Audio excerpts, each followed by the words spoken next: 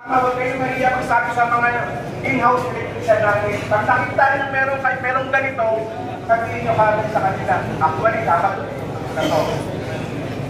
Kasi alam nyo, may nakakita dito na isang workers, hindi ko alam kung ano pumusok na raw po saan.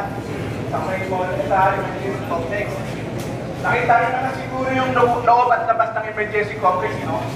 How if kung nasunog yan? At apoy, tumulo yung yung pinaka-apoy niya.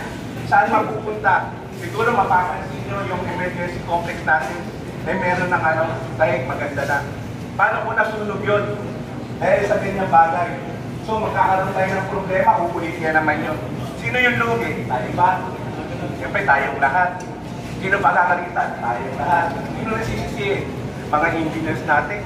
Kasi hindi nila tinignan, hindi na inspection o kaya mga electrician natin. Kaya mga kasama muli, no? Huwag kayong mahihiya magsabi sa mga in-house electrician natin dito. Pag may nakita kayong ganito, sabihin nyo agad para maputol. Concern ko rin po ba, in-house electrician, yung electrical po natin yan sa may emergency complex, baka pwede natin palitan ng standard na saksakan. Kasi kung makapansin nyo po, puntahan nyo, kanya-kanya ng kabit.